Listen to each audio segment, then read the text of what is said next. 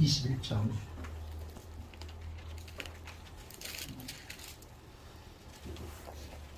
1절에서 8절.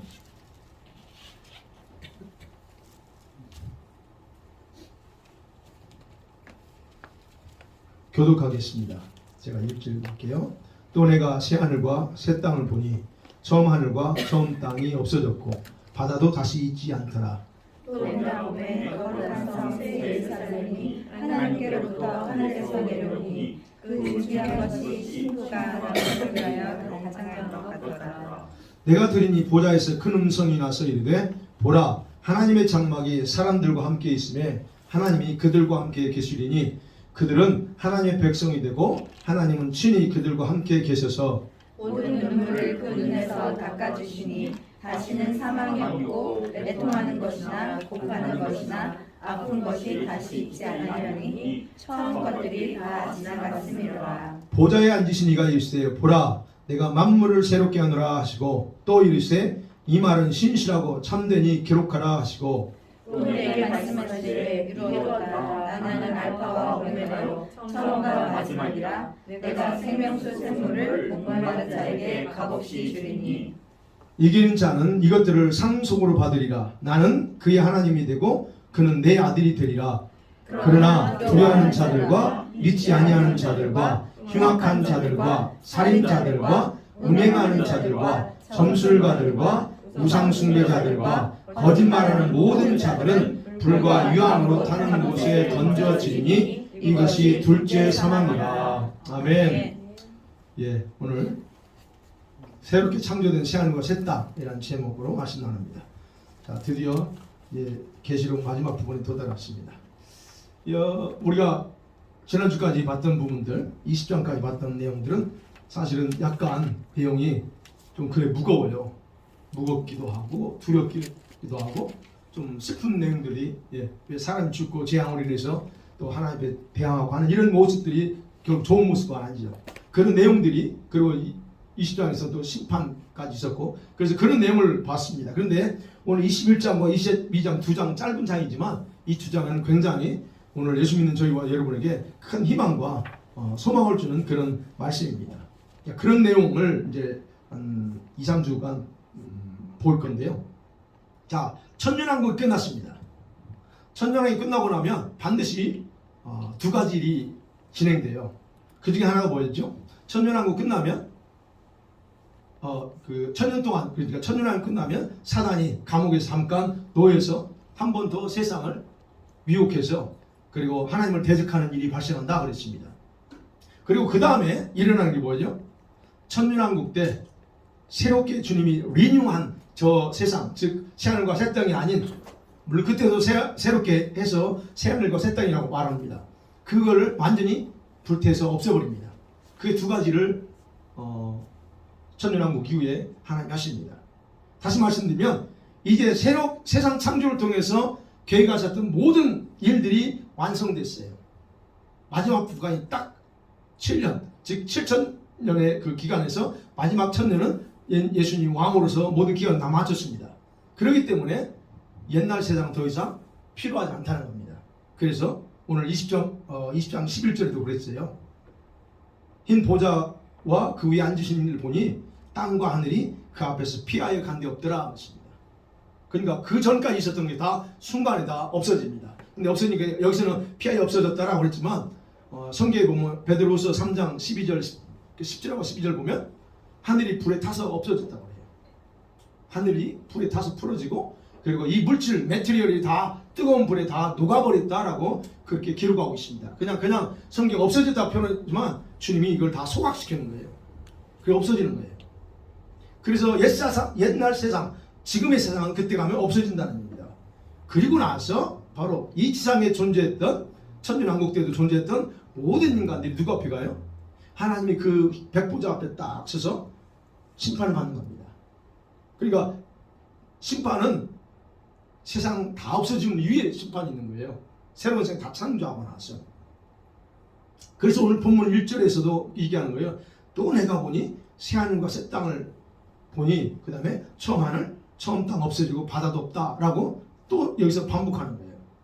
자, 그러면 그런 부분에서 오늘 같이 이제 한 절 한 절 살펴볼게요. 처음 1절 뭡니다. 새로 창조된 하늘과 땅에 대해서 1절을 말합니다. 자, 이곳이 이렇게 새롭게 창조된 곳이 어디냐는 거예요. 여러분, 하나님이 자신의 생명책에 이름이 기록되어서 하나님의 나라의 백성으로 자격을 얻은 자들, 그런 사람들을 중심으로 시작할 영원한 하나님의 나라가 될 새하늘과 새 땅을 창조했다는 겁니다. 물론 이건 이미 그때 창조하셨어요. 그 자기 백성들이 했어요. 근데 그걸 지금 요한에게 보여주는 거예요. 그러면서 순서적으로 지금 요한이 살고 있는 자기 옛날 지금 세상이 없어지고 진짜 주님이 새로 자기 백성을 위해서 창조한 그걸 보고 있는 겁니다. 네. 그 요한에게 바로 그거를 보여주는 거예요. 여기서 그래서 새 하늘을 그랬잖아요. 새로운이라는 뜻이에요. 이 헬라어 말은 카이논이에요. 헬라어는 새로운이란 카이논인데 이것은 다른 의미 아니고요. 시간적으로 최근의 것, 시간적으로 이거 새로운 걸 의미하는 게 아니에요. 이거는 질적으로, 양적으로 전혀 새로운 걸 의미해요. 이 새하늘과 새 땅은 지금의 땅과 하늘이라고 표현되어 있지만 우리가 재료가 틀려요. 새롭게 만들어졌다는 거, 질적으로 다. 바로 이것이 지금 심판을 통해서 완전히 구별된 하나님의 백성들이 살아갈 곳, 이게 어디예요? 예, 이미 창조되어 있는 천국을 보여주는 겁니다. 예, 요한에게 그걸 보여주는 거예요. 지금 그 나라. 근데 그거를 요한이 생각할 때 새로운 하늘이고 새로운 땅이야. 그래서 여러분요, 이 21장, 22장을 보면 하나님 나라, 즉 천국에 존재하는 모든 것들이죠. 천국에 다양한 것들이 존재하는데 그 존재하는 것들은 공개하지 않습니다. 미공개해요. 그런데 9절부터 있잖아요. 오늘 여기 8절까지는 공개 안 해요. 그냥 하나님 보좌가 내려왔다, 새하늘이 있다라고만 나오지 더 이상 뭐가 있다고 얘기하지 않습니다. 그런데 9절 이하부터 다음 주부터 볼 이 9절에서는 오직 아버지의 보좌를 중심으로 한 지역만 공개합니다. 이게 천국이야 라고 공개해요. 그러니까 기억하셔야 될 건, 우리는 지금 우리가 보고 와야 될 거는 이거예요. 여기를 가려고 신앙생활 잘하고 오라는 얘기예요. 다른 지역도 있지만 거기가 아니고 너 목표지는 여기 두고 오라는 거예요. 그러니까 여러분과 제가 예수 믿고 나서 주님이 심판하고 나서 우리를 새로운 행성으로 옮겨가는 게 아니고 하나님께서 새로 창조한 완벽한 나라, 그것으로 들어가는 겁니다. 옮겨지는 게 아니고 들어가는 거예요. 그러면 생각해야죠. 아니, 우리가 생각하고 지금 세상도 좋잖아요. 자기 얼마나 아름답습니까? 아름다운 게 너무 많아요. 그냥 이거를 주님이 레노베이션 해가지고 그냥 여기를 천국으로 만든지 여호와 증인처럼 여기에 천국이라고 다시 그렇게 생각하고 하면 되지. 왜 하나님이 다 없애버렸을까요? 왜 하나님이 불태 없을까요? 없었을까요? 이 세상을 주님이 없앴어요. 왜 그랬을까? 두 가지를 말씀 묵상하면서 생각을 했는데, 두 가지. 하나는 여러분, 이 지역에, 이 지구가 죄악의 흔적이 여전히 남아있어요. 하나님이 창조할 때 뭐라고 그랬습니까? 창세기 3장 31절에 있죠. 창조하신 걸 보니 보시기에 심히 좋았다고 그랬어요. 하나님이 감탄하면서 이건 최고의 작품이라고 그랬어요. 이 창조물 속에 하나님의 아름다움이 가득했다는 얘기예요. 그럼 너무 좋았습니다. 근데 그렇게 너무 좋았던 아름다움이 더럽혀져서, 뭘로? 죄악으로 더럽혀져서 이 세상의 첫 창조 때 아름다움이 다 없어졌다는 거예요. 죄악으로 더럽혀져. 그래서 데미지가 커요. 지금 세상이. 그래서 하나님이 싹 제거해버립니다. 두 번째는 그거예요. 제가 말씀 묵상하면서 두 번째 보면, 왜 주님이 그걸 제거하셨을까 생각할 때 이거였어요. 사단의 활동 흔적이 남아있어요. 이 지구를. 그놈이 여기서 왕노릇 했잖아요. 6,000년간 왕노릇 했습니다. 그래서 사단의 흔적이 남아있고, 그래서 하나님은 그것들을 완전히 모두 제거해버리는 겁니다. 왜요? 하나님이 그렇게 창조할 수 있는 능력을 가진 분이기 때문에 그래요. 그분은 레노베이션 할 수 있어요. 그러나 이걸 다 제거해버리고 다시 새롭게 창조할 수 있는 능력이 있으신 분이기 때문에 그분은 그냥 아예 새로 창조해버리신다는 거예요. 사단이 어떤 일을 했어요? 하나님의 창조 아름다움을 다 더럽히고 다 파괴했잖아요. 그러니까 그런 이 땅을 굳이 주님이 아버지께서 다시 이렇게 할 이유가 레노베이션 할 필요가 없는 거예요. 그래서 여러분, 저와 여러분이 앞으로 가서 살아야 될 천국은요, 상상의 세계나 아니면 상상의 세계가 이게 아니고, 아니면 전혀 뜬금없는 그런 곳으로 가는 게 아니에요. 전혀 다른, 이 지금 땅과 전혀 다른 물질로 만들어진 그런, 거기는 그랬다고 그러잖아요. 금은 보화로 만들었다. 여기 지금 오늘 9장에 9절 이하부터 나오는 이 내용이 다 그쪽이잖아요. 황금길이다. 뭐 이런 걸로 만들었으니 물질이 틀려요. 그리고 그렇지만 하늘과 땅은 그대로 존재해요. 즉 우리가 인식할 수 있는 하늘이 있고 땅이 있잖아요. 우리가 천국 가면 땅 없이 하는 게 아니잖아요. 그 땅을 밟잖아요. 그런 여전히 존재하는 그런 나라다라고 하는 거예요. 그러니까 지금 천국은 이 땅에서처럼 빌딩도 높은 빌딩도 있고 낮은 빌딩도 있고 허름한 빌딩도 있고 건물도 있고 아니면 다양한 건축물들이 존재하고 아니면 여기저기서 개발되는 것도 있지만 여전히 개발되어야 될 그런 빈 땅도 많다라고 얘기하는 거예요. 갔다 오신 분들이 한 얘기잖아요. 거기 아직 이 땅 어마어마하게 넓은데 개발이 안 될 때 왜 개발이 안 됐을까 저는 궁금한 거예요. 그래서 제가 생각해 본 거죠. 여전히 개발 중이라고 하는 건 뭐예요? 이 땅의 성도들이 자기들이 살아야 될 집을 지금 계속 빌딩하고 있어. 짓고 있어. 그런 의미예요. 근데 아직도 개발이 안 됐어. 그럼 개발해야 될 곳이 있다는 건 무슨 의미입니까? 이 땅에 수십억의 성도들이 있는데 이 성도들이 자기들이 살아야 될 땅, 그 집을 짓는 일을 하지 않는다는 얘기예요. 그러니까 그 땅에 노는 거예요. 그러니까 우리가 생각해 보는 거죠. 저와 여러분이 이 하나님의 나라에 들어가려면 자기가 살 집을 건축하고 가야 돼요. 여러분이 살 집을 여기서 건축하고 가야 되는 거예요. 지난주 말씀드렸잖아요. 이 집은 천국에서 천사들이 지어줘요. 그러나 재료는, 건축 재료는 뭐 해야 돼요? 건축 재료는 여러분이, 내가 여기서 올려 보내줘야 돼. 그래서 여러분이 그 천사들이 쉬지 않도록 건축 잘하도록 많이 하세요. 그걸 그러니까 천국은 그만하게 어마어마하게 크다는 거야. 자, 바로 그런 부분에서 새하늘과 새 땅을 봤습니다. 그 다음에 2절부터 4절까지 두 번째로 볼 수 있는 것이 바로 거룩한 성 새 예루살렘에 대해서 나옵니다.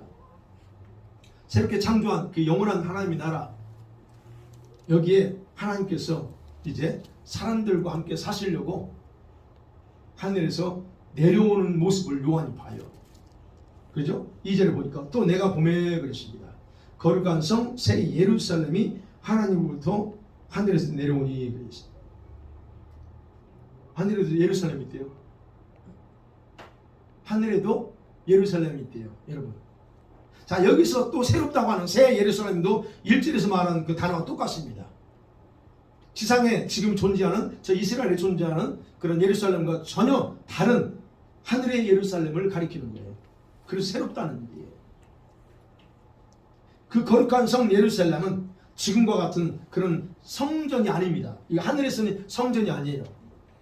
우리는 지금 예루살렘 오면 두 가지 의미 있잖아요. 성을 의미하기도 하지만 그 속에 있는 성전을 의미할 때 예루살렘 그렇게 말합니다. 그래서 또는 예루살렘 성전 이렇게 말합니다. 근데 이곳은 지금 오늘 본문에 나오는 거룩한 성 새 예루살렘은 성전이 아니에요. 왜요?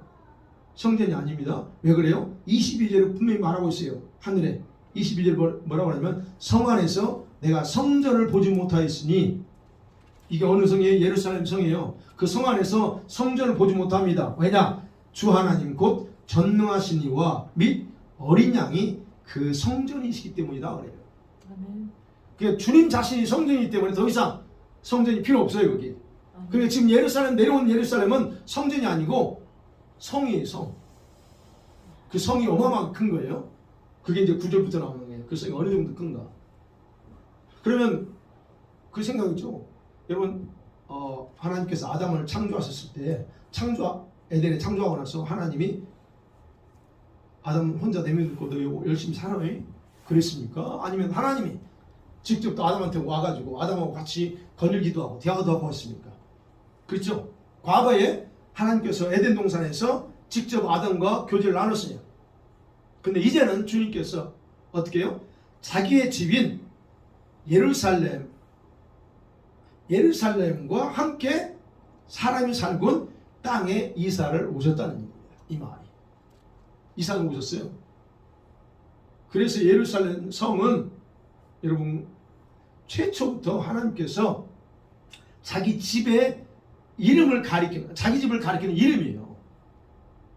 근데 우리가 기억해야 돼. 계시록에 보면 예루살렘은 그냥 예루살렘이 아니고 예수 아버지 집의 이름이구나. 집의 이름. 그래서 성경에 보면 특별히 이스라엘 백성을 건드리거나 또는 이스라엘에 있는 예루살렘을 건드리거나 파괴하는 자들이나 민족에 대해서 주님이 가만히 안 두시는 이유가 거기 있는 거예요. 하나님 눈동자를 건드려요. 예루살렘 성을. 지금 하나님의 집을 파괴해. 물론 하나님이 이 이스라엘 백성이 타락하고 하도 악하게 하니까 하나님이 스스로 그 집을 스스로 파괴하기도 합니다. 그러나 근본적으로는 그게 아니었어요. 자기 집이에요. 모형으로 지상에 예루살렘을 그렇게 만드신 거라는 거예요. 그렇기 때문에 여기서 표현하기를 거룩한 성 새 예루살렘이다라고 이름하는 거예요. 구분하는 거예요. 지상에 있는 예루살렘이고. 그러니까 이거를 굳이 다른 별로 하면 그래요. 하나님의 집이에요. 우리 어린 양이신 예수님의 집이에요. 그런데 동시에 표현하면 신랑이신 예수님의 혼인 살림집이다. 내가 그렇게 설교 준비하면서 그 생각이 났어요. 이 예루살렘 성은 예수님의 혼인집이구나. 왜냐하면 9절부터 나와요. 그래서 여기서 이제 혼인잔치가 이루어졌는데 그러면 도대체 이 신부가 어디 있고 신부가 어디서 사냐는 게 지금 9절부터 나오는 거예요. 그건 다음 주에 할 거예요. 그래서 표현했잖아요. 예루살렘 성을 말합니다. 9절에 보면 이리 오라 내가 신부 곧 어린 양의 아내를 내게 보리라 라고 얘기해요. 그거 보면 예수님 혼인 신랑집이구나 그렇게 생각한다는 거예요. 근데 오늘 1절에서 8절 본문은 그거에 초점을 두지 않습니다. 주님이 지금 요한에게 보여주면서 그걸 보여주는 게 아니에요. 뭘 보여줘요? 이 성의 주인이신 아버지께서 자기 백성들을 위해서 무슨 일을 행하셨는가에 초점을 둔다는 거예요. 자기 본인이 이 백성들이 있는 땅으로 이사 오셨습니다. 그거로 나서 보여요. 요한에게 보여주는 거예요. 3절. 그게 3절입니다. 같이 한번 볼까요? 시작. 내가 들으니 보좌에서 큰 음성이 나서 이르되 보라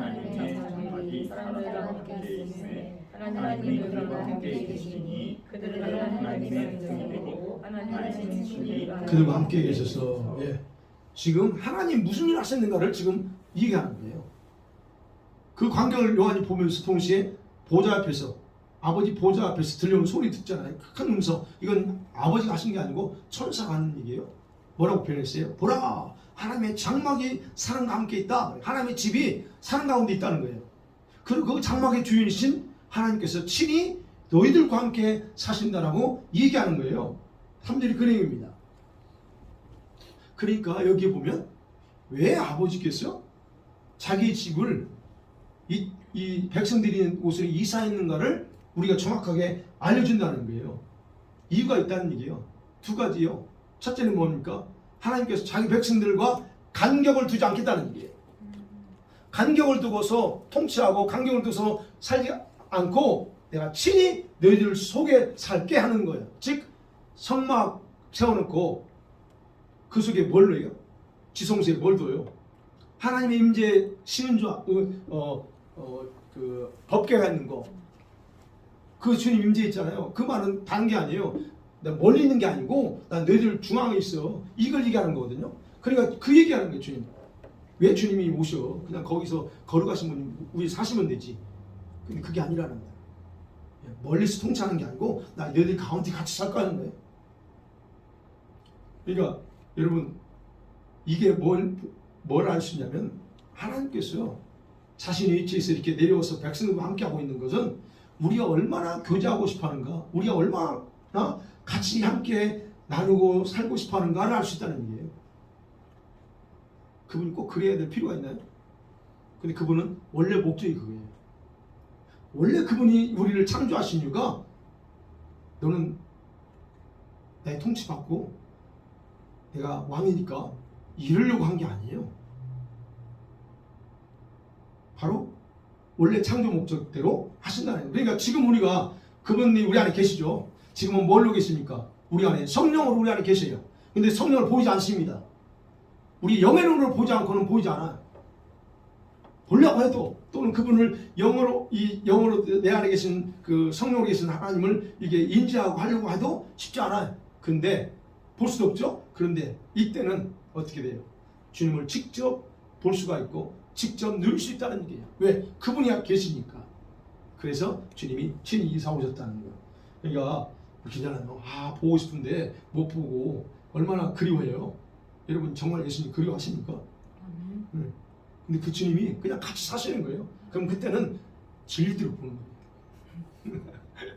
예, 그래서 그렇다. 그 다음에 두 번째는 언약을 성취하기 위해서 주님이 오세요. 그 3절 하반절에 그들은 하나님의 백성이 되고 하나님은 친히 그들과 함께 하셔 그럽니다.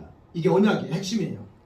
구약의 언약의 핵심이 뭐냐면 나는 그들이 하나님이 되고 그들은 나의 백성이 된다. 다시 말하면 나는 그들의 아버지가 되고 그들은 나의 아들이 되야. 그게 7절 하반절이죠.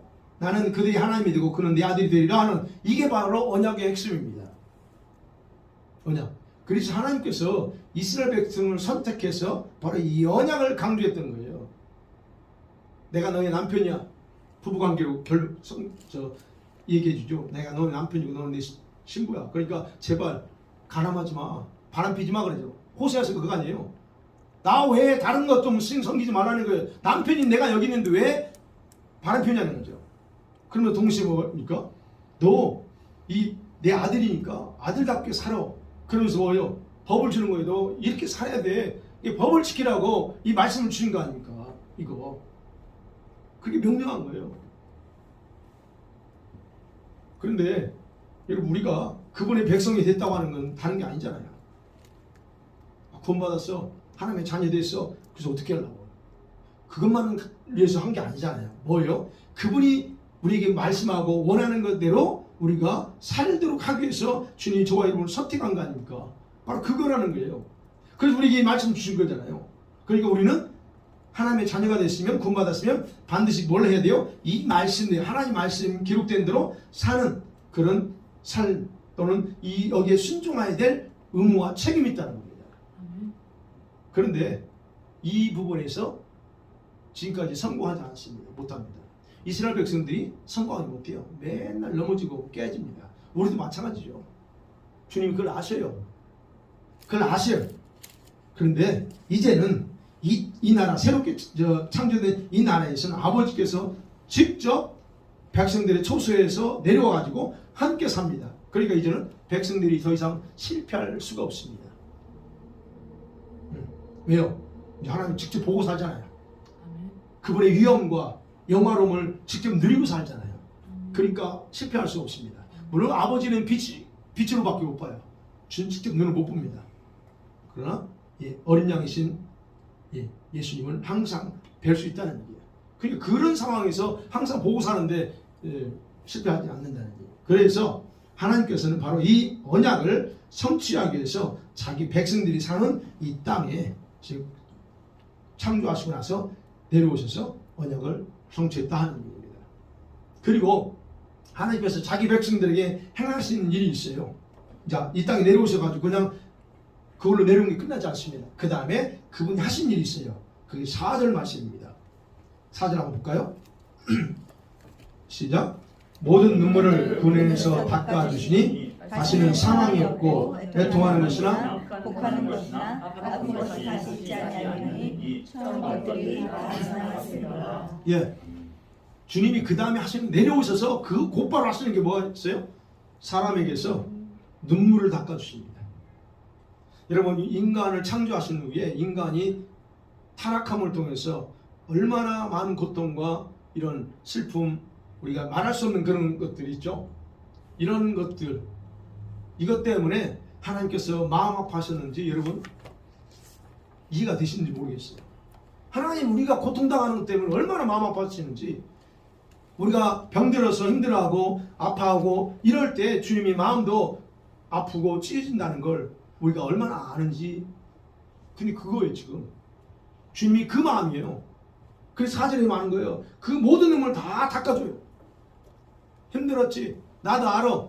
내가 그런데 너의 모든 걸 다 해주고 싶었는데 근데 그게 시간이 필요했던 거. 그 모든 눈물, 여기서 모든 눈물, 이게 눈물이 뭐 한 가지만 흐르는 게 아니잖아요. 모든 눈물을 다 닦아줘요. 여러분 눈물 여기 나온 것처럼 사망, 뭐 애통, 곡하는 거, 아픈 거 이건 다시 없다고 그래요. 그러면 이게 왜 생겼냐 이거예요. 저와 여러분 삶 가운데 왜 이런 일이 생겨요? 죄의 결과잖아요. 죄의 결과로 부패함을 통해서 여러분 하나님으로부터 멀어졌어. 그 결과로 생긴 것들이 바로 이런 것들이에요. 근데 하나님이 그걸 아세요. 그래서 그걸 제거하고 싶은데 마음대로 할 수 없었어. 그래서 이제 주님이 하시는 거예요. 그러면 이 여기서 죽음이죠. 사망이라는 게 천년왕국 때도 여러분 죽음이 있었어요. 500세 살고 죽습니다. 근데 이런 죽음도 이 여기서는 더 이상 존재하지 않습니다. 이때 오직 하나님만이 아버지가 되시고 그리고 하나님만이 하나님 되심으로 완벽한 나라. 그분이 다 모든 한 사람 한 사람 다 눈물을 닦아주고 씻겨주십니다. 그래서요 새 예루살렘에는 하나님이 영원히 함께 하시기 때문에 이거 말하죠. 처음 것들 그랬어요. 지금 우리가 누리는 것들이죠. 처음 것들이 다 지나갔다라고 말합니다. 더 이상 존재하지 않는다는 거예요. 다 사라져버렸대요. 대신 뭐만 있어요? 하나님의 위로. 힘들게 산 우리들에게 위로하는 거, 위로가 있고 그 다음에 하나님과 자기 백성들 간의 아름다운 교제가 막힘없이 소통이 되는 거 외에는 없다는 겁니다. 그게 이게 바로 하나님 나라예요. 그래서 하나님은 자기 백성들로 구별된 저와 여러분 같은 사람을 중심으로 해서 자신의 영원한 통치를 지금 이제 세워나가시는 거예요. 아담을 처음 창조했을 때 꿈꿨던 나라, 그 나라가 드디어 7,000년이 지나고 나서 완성되는 겁니다. 더 이상 실패한 게 없어요 이제. 왜? 그 모든 그 원인들을 다 제거했거든요. 그래서 완전히 새롭게 된 완벽한 나라, 바로 이것이 아버지가 새롭게 창조한 나라이고 그곳에 아버지가 친히 사심을 통해서 더 이상 지금과 같은 게 없다는 얘기입니다. 그게 지금 그 4절까지 내용입니다. 마지막 세 번째로 봐야 될 게 5절에서 8절 내용입니다. 아버지가 최종적으로 선언하는 게 있습니다. 특이한 건 요한이 지금 보좌에 앉으신 아버지로부터 말씀을 듣습니다. 3절에서는 아까 그랬죠. 천사가 얘기합니다. 보좌에서 나오는 음성이 있었는데 그게 천사야. 근데 5절에서는 뭐라고 해요? 보좌에 앉으신 니. 누가 앉으세요? 여기 아버지가 앉아 계시는 거예요. 그분이 선언합니다. 선언하는데 뭐라고 선언합니까? 보라 내가 만물을 새롭게 하느라. 그리고 또 이르시되 이 말은 신실하고 참되니 기록하라 그럽니다. 이것은 지금 새롭게 창조된 하늘과 땅 그 속에 존재하는 모든 것들에 대한 하나님의 주권적인 창조를 누가 했느냐? 하나님이 했다는 확증해 주는 말씀이에요. 내가 했다는 거예요. 그래서 그렇죠. 보라 만물 내가 새롭게 한다. 내가 새롭게 한다 그러죠. 누구도 아니에요. 그래서 하나님 자신의 능력을 자신이 원하는 뜻이 완전히 성취되게 하신다고 하는 걸 지금 선포하는 거예요. 내가 했다는 거예요. 그래서 요한에게 직접 명령을 해요. 요한아 너 이거 기록해라 그래요. 이 말은 참되고 신실하니 기록하라 그럽니다. 여러분 하나님께서 한번 자기 입에서 나오는 말씀은 결코 땅에 떨어지지 않습니다. 창세기 1장에 그거 아닙니까? 그냥 명령했어요. 빛이 있으라 하시면 그냥 빛이 자동으로 생깁니다. 왜? 그게 하나님의 능력이 그분이. 나무도 주님이 있으라고 했지 직접 만든 게 아니에요. 물고기도 만든 게 아닙니다. 있으라고 했어요.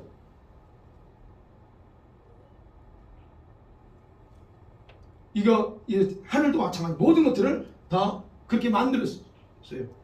그냥 그거를 창조했다고 하는 거죠. 그러니까 지금 주님 말합니다. 내가 만물을 새롭게 했다는 이 말씀은 신실해. 왜? 내가 그렇게 말했기 때문에 그건 신실하고 참되다는 거예요. 거짓이 없다는 거예요. 그래서 기록해요. 기록 남겨두라 합니다. 그러면서 말합니다. 또다시 6절에 또 내게 말씀하시되, 주님 요한에게 말하는 거예요. 이뤘다. It is finished. 겁니다. 다 이뤘다. 나는 알파와 오메가요, 처음과 마지막이다 라고 선언합니다. 다 이뤘대요, 주님 아버지가.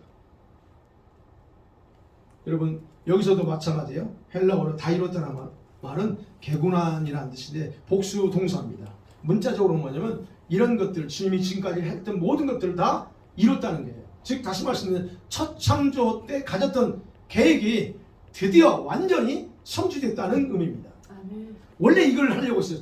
첫 창조하시면서. 근데 그놈이 중간에 끼어들어서 타락시키고, 그래서 오랜 시간 동안, 우리 시간도 6,000년이라고 하는 오랜 시간 동안 흘러갔어요. 헛게 지난 거죠.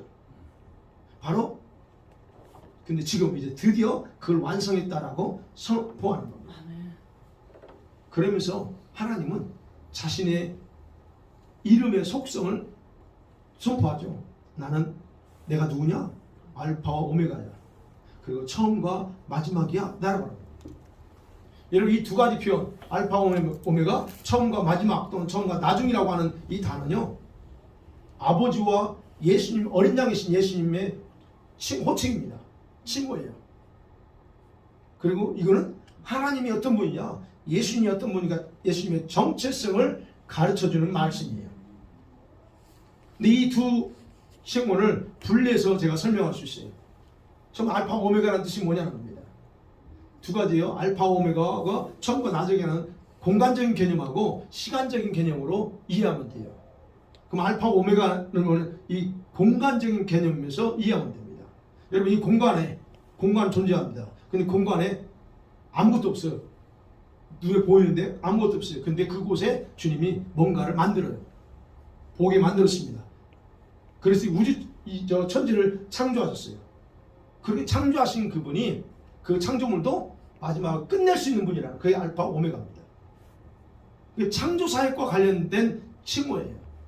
그래서 하나님의 전능하심을 한번 말씀으로 모든 걸 시작하고 끝낼 수 있는 전능하심을 나타내는 표현이 알파와 오메가라고 합니다.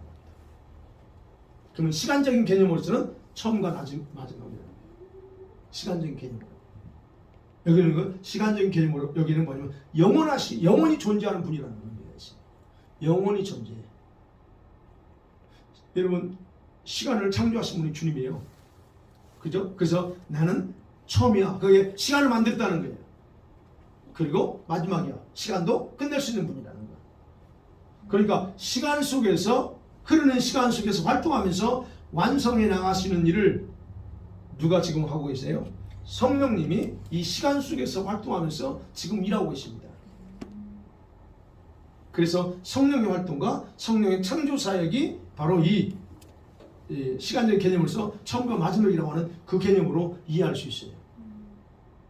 그러니까 하나님의 존재론적인 개념으로는 처음이고, 그리고 모든 것이 나로부터 시작됐고 존재했고 완성됐다. 그리고 그것을 다 끝내고 없앨 것도 나 할 수 있다는 거예요. 그것에 대해서 바울 로마서 11장 36절에서 말합니다. 만물이 주님으로부터 나왔고, 기억하시죠? 주님으로부터 나왔고 주로 말미암았고, 그 다음에 주님에게로 다 돌아간다. 이게 그렇게 되어 있어요. 그게 바로 처음과 마지막 알파 오메가라는 거예요.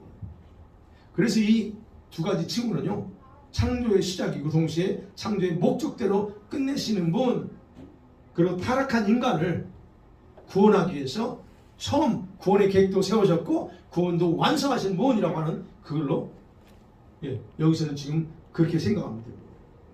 그렇게 이렇게 시작한 모든 것을 완성하신 그분이 그 다음에 하시는 말씀이 있어요. 네가 생명수샘물을 목마른 자에게 값없이 주리라 그랬어요. 모든 걸 시작하고 끝냈던 분이 이제 뭘 선포하냐면 내가 생명수샘물을 줄게 그럽니다. 생명수샘물. 근데요 여기서 목마른 자라 그렇게 표현했지만 목말라 하는 사람에게라는 거예요. 목말라. 나 목말라요. 이런 사람에게 값없이 준다는 거예요. 값없이. 하나님이 어떤 분입니까? 자기 백성들이 필요한 영원한 영생의 물을 샘물이잖아요. 주님 자신이 그렇다는 거죠. 그리고 이 생명의 물을 갈망하는 마시고 싶어하는 백성들에게는 값없이 주시는 자비로운 분이다라고 우리가 이해하면 됩니다. 그러니까 천국에서는요, 하나님께서 모든 백성들에게 모든 것을 준비하고 모든 걸 다 주시지만 기억해야 돼요. 천국의 건 다 우리를 위해서 주님이 만들었어요.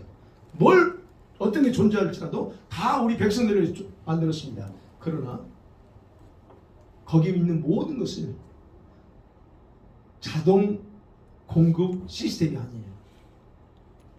자동 공급 시스템은 운영되지 않는다는. 다 우리를 위해서 만들었지만 여기도 마찬가지로 우리가 필요해서 다 하죠. 그렇다고 다 내 거로 만들 수는 없죠. 그 운영 시스템이 그렇다는 거예요. 자동 공급이 아니야. 있는데 또 주고 그러지 않아요. 거기서도 똑같아요. 거기서도 지금처럼 저와 여러분이 사모함을 가져야 이 생명수 샘물을 주셔요. 대신 대가지불이 없어. 그냥 값없이 줘요. 원하기만 하면 값없이 주는 겁니다. 원하는 전국 백성 모든 사람 백성들에게 공짜로 줘요. 그러니까 자기가 목마르면 아는 사람들은 어떻게 무한대로 공급받는 거예요. 아니, 나 목말라요. 나 좀 주세요. 그러면 그냥 줘요. 그래서 이 생명수를 마실 수 있다 하는 거예요. 그래서 말하는 거예요. 생명수 샘물을 목마른 자에게는 내가 값없이 다 줄 거야. 얘기합니다. 그러니까 여러분 이 목말라 해야 돼요. 지금도 마찬가지죠. 주님 앞에 주님 이 목마름이 있어야 주님 주시지. 성령의 은사나 능력도 우리를 위해서 준비되어 있지만 우리가 그걸 목마르지 않기 때문에 주지 않아요. 그것도 똑같다는 시스템은 똑같다는 거예요. 천국에서. 그렇기 때문에 천국에서도 지금처럼 저와 여러분의 의지가 작동되는 곳이고 강요는 없다는 거예요. 예. 그러니까 여러분과 저의 성품이 천국에서 그대로 연결되어 있다고 보시면 돼요. 별로 관심이 없어. 여러분도 그죠? 관심 있는 건 좋아하고 있잖아요. 지금 그랬잖아요. 땅에서도 그랬잖아요. 그런 것도 똑같아요. 관심 있는 분야 거기 가서도 거기에 대해 굉장히 발달하죠. 그럼 거기도 악기가 있어요, 없어요? 있죠. 지금 여기보다 더 뛰어난 이런 게 존재합니다. 그럼 거기에 지금 지상에서 그것에 대해서 관심 많았다면 거기 가면 또 그거 하는 거예요. 많은 것들을 바로 그 얘기. 그래서 목말라 하는 자에게 값없이 줘요. 자, 그런데 7절에서 한번 볼까요? 7절에서 자, 경고와 그다음에 예외를 두고 있다는 거예요. 시작. 이기는 자는 이것들을 상으로 받으리라. 나는 그의 하나님이 되고 그는 내 아들이 되리라. 예, 하나님께서요 이 생명수 샘물을 값없이 줍니다. 그런데 이 생명수 샘물을 아예 뭐랄까요? 여기서는 이거를 유업으로 준 사람이 있대요. 유업으로. 이거는 그냥 내가 지금 이건 내 집에 있는 거예요. 유업으로 유산으로 물려받은 거예요. 이건. 그 없는 사람은 가서 좀 주세요 해야 되는데 이건 그냥 기업으로 폴션으로 내가 받아요. 어떤 사람에게? 이기는 자에게. 이건 그냥 줘요. 이기는 자는 그냥 자동으로 가지고 있으니까 굳이 목마른데 달라고 할 필요 없고 내가 그냥 수시로 언제든지 할 수 있어요. 그게 7절만 그 얘기입니다. 실죠. 그러면서 뭐라고 그러죠? 8절에서 그러나 이기는 자에게는 요구를 주지만 그러나 반대가 있어요. 경고합니다. 이러이러한 자들에게는 내가 주지도 않을 뿐만 아니라 그들은 여기 오지도 못해 라고 경고하는 겁니다. 자, 그럼 여기서 우리가 갑자기 생각이죠. 아니 7절에서 이렇게 약속해 놓고 갑자기 8절에서 아니 그런 얘기잖아요. 두려우는 자 둘째 사망이 나오잖아요. 왜 나올까 하는 거예요. 여러분 아직 이 말씀은 이 요한에게 지금 통해서 아직 이 땅에 살면서 환난 속에 있어요. 지금 요한도 그렇고 그 환난 속에 있는 성도들에게 희망을 주고 그러면서 동시에 경고하게 하는 말씀이라고 생각하셔야 돼요. 왜요? 하나님이 직접 희망을 주잖아요. 지금 5절부터는 주님의 아버지가 지금 요한에게 하는 얘기예요. 따로 천사가 하는 게 아니고 그러면서 그러잖아요. 이기는 자는 게 상속으로 줄 거야. 이렇게 하잖아요. 그러면서도 그러나 이런 자들은 절대 못 안 하고 하는 거잖아요. 그러니까 주님이 지금 그렇게 희망을 주면서 동시에 경고하고 있다. 그러면 이와 같은 하나님의 직접적인 희망과 경고는 우리가 생각해야 돼요. 주의 깊게 생각해야 된다는 거예요. 어떤 거요? 봐보세요. 7절 하반절에 보면 나는 그의 하나님이 되고 그는 내 아들이 되리라 그랬잖아요. 그죠? 그럼 여기서 생각해야 돼요. 이 이기는 자, 즉 이 생명수생물을 그냥 유업으로 상속받을 수 있는 그런 부분은 이기는 자가 받을 수 있다는 거예요. 다시 말씀드리면 여러분 여기서 그랬어요. 아들이라고 표현됐어요. 아들. 이기는 자 그들은 나는 그의 하나님이 되고 그는 내 아들이 되리라. 여기에서 굉장히 생각해야 됩니다. 우리 모두가 하나님의 자녀임에는 분명하지만 특별히 아들 칭호하는 대상은 달라요. 너는 내 아들이야. 지금 이제 우리가 주님이 우리 1대1로 대할 때는 사랑하는 딸아, 나의 딸 그럽니다. 저한테도 사랑하는 종아 또는 사랑하는 아들아 말합니다. 네, 현재 그러니까. 그러나 이 나라에 가서는 주님이 아무나 내 아들이라고 칭하지 않아요. 백성이야. 그 나라의 백성. 그 백성으로 남아있는 사람이 있고 아들로서의 위치에 가 있는 사람이 있다는 얘기예요. 그래서 그럽니다.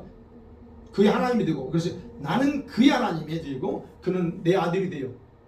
그럼 아들의 칭호를 받을 거냐? 그냥 단순히 천국 가서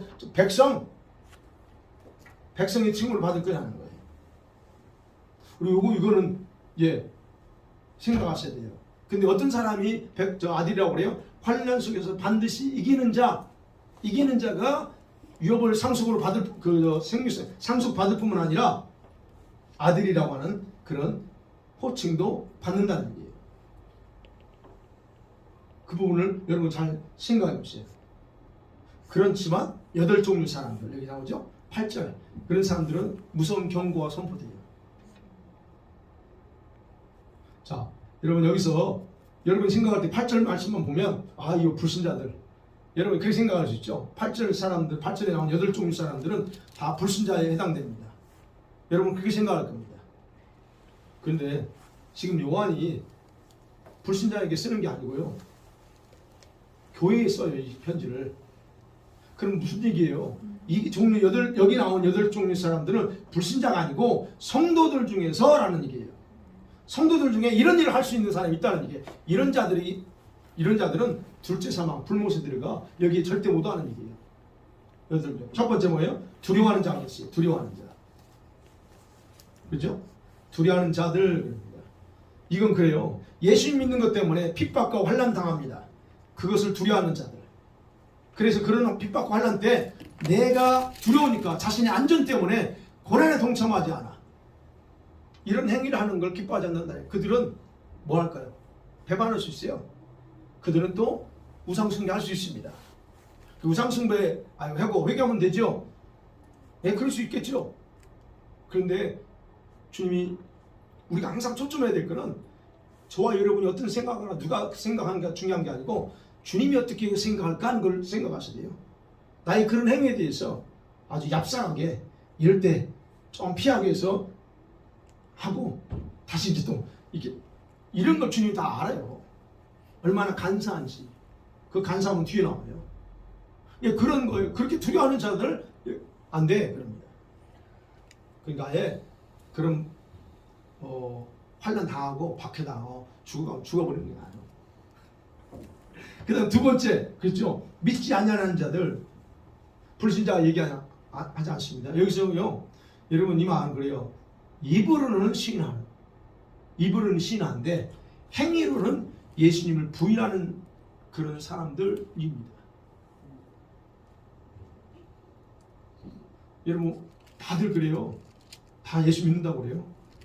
여기서 전도만 하잖아요. 하나님 믿어. 예수 믿는데 말로는 믿어. 행위로는 안 믿어요. 부정이에요. 그럼 말로 믿으면 행위도 같이 가야 되잖아요. 그 디도서에 나오잖아요. 이들은 입으로는 시인하나 행위로는 부정하는 가증한 자라고 해요. 디도서에 보면. 디도서에요. 1장 보면요. 1장 16절에 이렇게 나와요. 그들이 하나님을 시인하나 행위로는 부인하니 가증한 자요 복종하지 아니한 자요 모든 선한 일을 버리는 자라 그래요. 하나님을 시인합니다. 이런 자들을 알아요. 그게 바로 믿지 아니하는 자들이에요. 이런 자들은 여기 해당이 안 돼. 들어올 수 없다는 얘기예요. 그 다음에 세 번째 보면 흉악한 자들 그랬습니다. 이 흉악한 자들 보면 어떻게 해요? 여러분 어떤 이미지가 생깁니다. 아주 포악하고 저 교도소에 가 있는 사람들 그런 아주 그냥 그런 거 보이죠? 근데 여러분 이게 헬라 뜻에는 우리말로 흉악하다고 표현했지만 그게 아니에요. 헬라 뜻은 우상숭배와 관련돼서 이 단어를 항상 써요. 우상숭배자들. 그러면 뭐예요? 도덕적으로 타락해가지고 자기 자신을 더럽게 만든 자들 또는 그때 당시 황제숭배나 그 같은 우상숭배에 참여해서 자기를 부정하게 만든 자를 여기서 말하는 게 흉악한 자라고 표현했어요. 그게 흉악한 거는 사람 몇 명 중에 이게 얘기하는 게 아니에요. 도덕적으로 타락하고 더럽히고 우상숭배, 황제숭배 이런 일들을 통해서 자기를 더럽힌 사람이 흉악한 거예요. 성경은 그렇게 얘기했어요. 그 다음에 살인자들 있죠? 이 살인자들은 우리가 알 수 있죠. 살인자들이 뭡니까? 여기서 몇 명 죽이고 우리도 살인자죠. 여기서 과연 그 의미로 그런 살인자를 얘기하냐? 여러분 이거는 이제 대환란과 관련해서 요한 당시 생각을 그래요. 짐승의 적그리스도의 뜻대로 하나님을 대적하면서 주님께 충성하는 성도들을 핍박하고 살인하는 자들 이렇게 1차적으로 생각해요. 그러면 지금도 살인자들 많잖아요. 그 사람들이 살인했다고 해서 지금 다 지옥 가느냐? 그거 아니에요. 교도소에서 얼마든지 개종해서 주님의 은혜를 받아요. 그래서 그들은 갑니다. 그런 걸만을 얘기 안 해요. 여기서 말하는 걸. 그러니까 살인자라고 하는 것은 그런 의미있다. 그 다음에 다섯 번째는 음행하는 자들, 행음하는 자들입니다. 음행, 딱 아는 거죠. 여기서 헬라 문자적으로는 그거예요. 간음한 남자들이라는 뜻이에요. 간음한 남자들. 즉 이게 남자들만 해당되는 거 아니지만 이 헬라 뜻은 그래요. 그러면 남자들이 여자보다 더 많이 그 짓 하잖아요. 그런 남자들, 그런 사람, 누구 예수 믿는 사람 중에서 신앙인 중에서 모르게 지금은 몰라요. 근데 뒤에서 이런 짓 하는 사람들이 수두룩합니다. 이런 자들을 얘기해요. 여기서는 원어적으로는 그러나 꼭 그것만 아니고 일반적으로 더 이게 풀어보면 성적인 범죄를 행한 모든 사람들이라고 포함됩니다. 이게 남녀가 다 포함된다는 겁니다. 가정이 있는데도 엉뚱한 짓 하는 사람들, 이런 사람은 다 바로 이 간음하는 자들이에요. 행음하는 자들. 이런 자들은 여기 해당 안 돼요. 물론 지금은 회개하죠. 당연히 회개하죠. 이 죄를 용서 못 받는다는 게 아니에요. 회개해야 됩니다. 그러나 이 부분에 대해서 이때 끝까지 그걸 가면 이 주님이 용납 안 해요. 그런 거예요. 지금 얼마든지 그럴 기회 있다는 얘기예요. 지금 여기서는. 그 다음에 점술가들 그랬죠. 술객들 또는 이게 마술하는 사람들, 점을 치는 사람들, 이거 마술이나 점에 빠져 있거나 우상을 만드는 사람들이 바로 여기에 해당되는 거예요. 여러분은 여기는 해당이 안 되니까 이거는 그렇죠. 그 다음에 우상숭배자들. 우상숭배는 뻔히 아시죠. 유일하신 하나님 외에 하나님 버리고 대신에 거짓된 신들을 숭배하고 아니면 대환란 때 짐승을 숭배하는 자들 다 이게 우상숭배자입니다. 이 자들은 용납 안 받아줘요. 그 다음에 마지막 거짓말하는 모든 자들. 여러분 여기서 찔리죠. 거짓말 여기서 걸려. 7번까지는 내가 안 되는데 8번째 걸리네. 그러면 8개 다 해야 제외되는 게 아니고 여기서 하나하나 걸리면 다 제외되는 건데 이거 8번째 걸리네. 그죠? 집사님 거짓말 좀 하지 마요. 우리가 이제 그렇게 그러면 이 말만 보면 그러면 나 이거 못 가네. 그러면 갈 사람 하나도 없어요. 근데 여기서 감사한 건 여기서는 지금 우리가 말하는 그 거짓말하는 자를 차원의 의미가 아니에요. 여기서 말하는 건 이 헬라어 단어는 속이는 걸 얘기하는 거예요. 간사하게 행동하는 거예요. 그럼 뭐냐면 이거죠. 영적으로 간사하게 하나님 말씀을 흐리게 만들어서 거짓으로 영혼을 미혹해서 죽이는 자들, 바로 이 자들이 거짓말을 하는 거예요. 말씀과 관련돼서 진리를 흐트려서 거짓으로 가르치고 지도하는 거, 그게 바로 거짓말하는 자들이에요. 다른 말로 또 비해서 자기의 교리로, 자기가 만든 교리로 하나님을 믿게 하는 자들, 이 바로 여기에 속합니다. 그게 누구예요? 그렇게 하는 자들이 누구예요? 이단들이에요. 이 이단들은 여호와 증인도 있죠. 몰몬교, 또 뭐 신천지, 그건 말할 것도 없고. 한국의 이단들이 참 튀어나요. 신천지 거의 13만 4천이 넘었는데 아직 예수님이 안 오시네. 거의 13만 4천 만들어야 예수님 온다고 해서 얼마나 전되는지 모르잖아요. 그런 이단들, 그들은 자기가 옳다고 말해요. 그게 자기들은 진리를 제대로 하고 있다고 그래. 근데 바로 이런 자들이 거짓말하는 자들이에요. 바로 이런 자들은 제외돼요. 그래서 말하죠. 이런 자들은 불과 영화로 타는 모세에 던져들이 이게 둘째 사망이다. 이런 데 다 둘째 사망에 던져버리겠다는 거예요. 즉 용납하지 않겠다는 거예요. 누구? 예수 믿는 사람 중에서. 사랑스러운 말씀, 이제 결론입니다. 자, 오늘 이제 21장 본문의 내용이 핵심이 뭘까 하는 거예요. 간략하게 요약하면 핵심이 이것입니다. 하나님께서 새하늘과 새 땅을 만들었어요. 즉 천국을 창조하시고 그곳에 사람들을, 백성들이 있는데 그 백성들과 함께 살려고 이사 오셨다. 그게 핵심 강조입니다. 그러면 또 거기만 있는 게 아니고 하나님께서 그 자기 백성들을 위로하고 슬픔을 눈물을 다 닦아주고 나서 신이 경고도 하고 희망을 주고 있는 메시지가 오늘 본문이다는 거예요. 저는 이 말씀 묵상하면 어제 이제 결론을 항상 제가 맺지 않고 여기서 기도하면서 한참 기도, 1시간이든 뭐 30분이든 기도하고 나서 제가 이제 주님 이제 결론 주세요. 제가 기도해요. 결론. 어제는 좀 늦었어요. 설교가 이제 바보가 준비되지 못한 사람이 결론 주세요. 1시간 정도 기도하고 나서 결론 주세요. 다 가고 나서 결론 주세요. 이제 여기 제가 여기서 여쭤보는 거예요. 근데 그런 하면서 그런 이 본문이 어떤 내용인가에 대해서 그냥 뭐랄까 속에서 울컥 올라오는 게 뭐냐면, 이 본문은 자기 백성들을 향한 아버지의 마음, 그 마음이 이 깊이 녹아내려 있는 장이다라는 게 그냥 속에서 올라오는 거예요. 아버지 마음. 아니 아버지 마음 못 느꼈거든요. 처음에는 제가 여기서 무슨 아버지 마음이 있어. 눈물을 닦아주는 건 알겠는데 여기에 아버지 마음이 녹아있다는 거예요. 어떤 부분이야? 그냥 간단하게 생각, 눈물 적어주고 위로해주고, 이게 하나님 아버지 마음인가 보다. 그냥 단순하게 생각했어요. 근데 가만히 또 내가 하고 나서 묵상해본 거예요.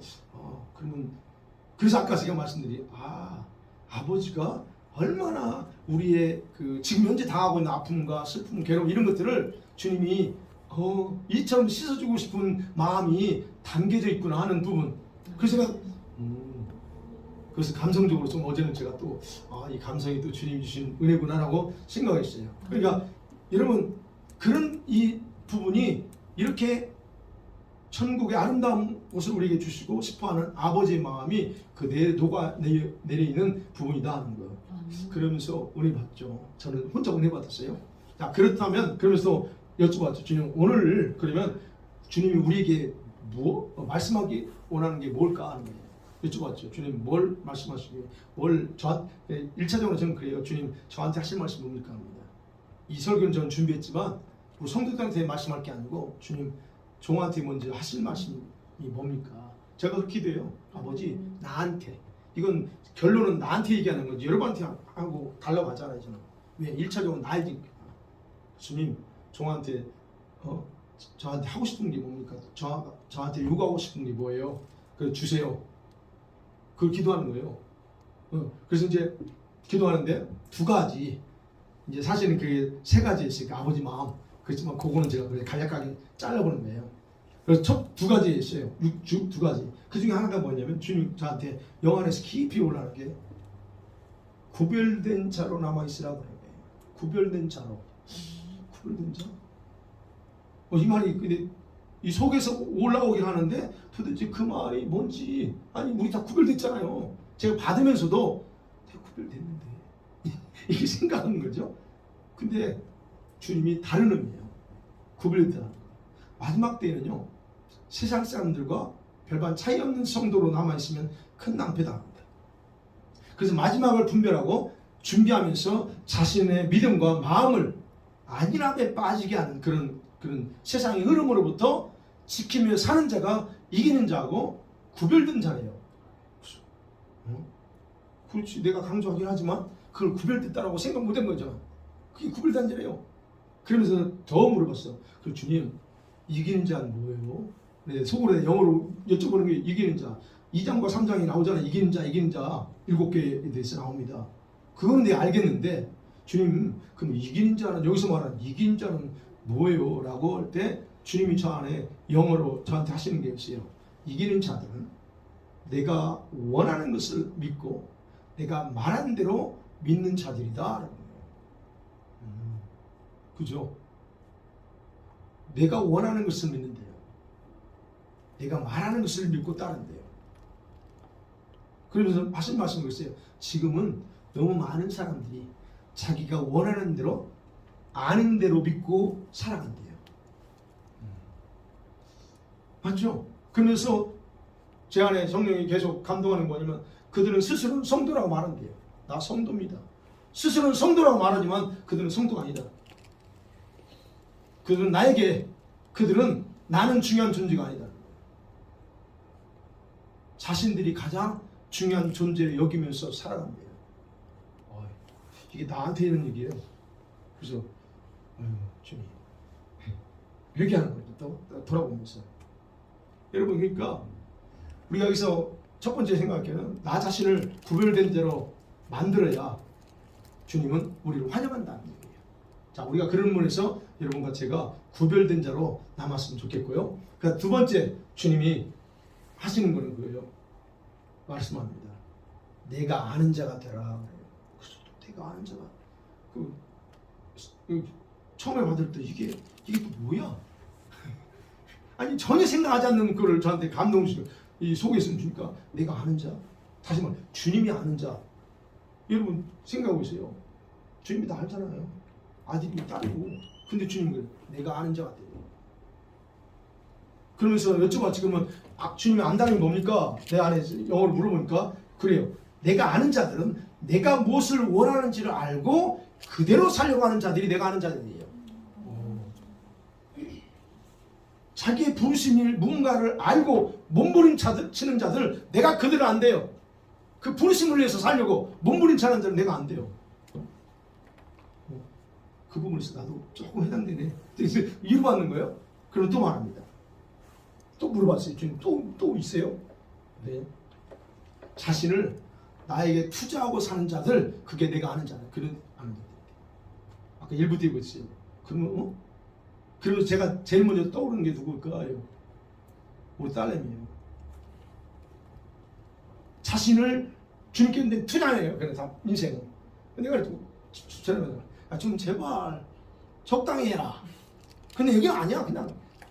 근데 이 말씀을 이제 자신은 나에게 투자하고 사는 사람, 얘가 그러잖아요. 그래서 그러면 얘가 제대로 하고 있구나.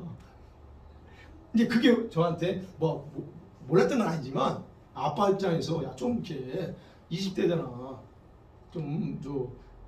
그때 20대 이 싱글도 좀 생활도 좀 해보고 즐기라. 근데 바로 결혼하고 있다니까. 결혼하고자 하는 이유가 다른 게 없어요. 바로 터키 선교 나가고 싶은 거예요. 그래서 경우가 저는 빨리 써드는 거거든요. 근데 어제 그랬는데, 그러면 제가 그런 부분에서는 바꾸겠다. 그래도 주님이 저를 기억하는구나. 이렇게 생각하는 거예요. 그러면서 우리들은 그런 보면 저도 그랬죠. 아이고 너무 유별나. 뭐랬는데 그런 거예요. 주님이 성령으로 하세요. 그들은 미친 자들이 아니라 나를 사랑하고 나에게 기억되고 싶은 그런 자들이라. 제발 좀 나 좀 써주세요. 나 좀 기억해 주세요 하는, 그게 그런 마음으로 하는지 안 하는지 모르지만 바로 그렇다는 거예요. 그래서 주님 말씀하네요. 내가 이들을 빛나게 할 거다. 이런 자들을 내가 찾고 있고 이런 자들을 통해서 나는 일을 한다. 그렇게 결론 저한테 주셨어요. 그러면서 이제 저는 이제 개인적으로 이제 그 성령 감동으로 저한테 내면을 주신 것들이지만, 그러면 우리 이런 생각하잖아요. 왜 하나님 나를 안 만나주지? 왜 하나님 나한테 축복 안 해주고 나한테 응답 안 해주세요? 라고 이제 이런 생각들을 하고 있는 경우도 있잖아요. 저는 그러면서 생각해보죠. 그러면 그런 생각 할 수 있지만 반대로 생각해봐야 돼요.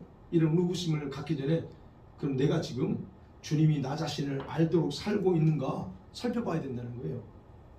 주님이 나를 알아주시는 거, 응답 안 해주시는 거, 이게 생각할 게 아니고 그분이 나를 기억하도록 내가 살고 있는가, 정말로 내가 그렇게 있는가를 보자는 겁니다. 여러분 정말 지금 구별된 자로 살고 계세요?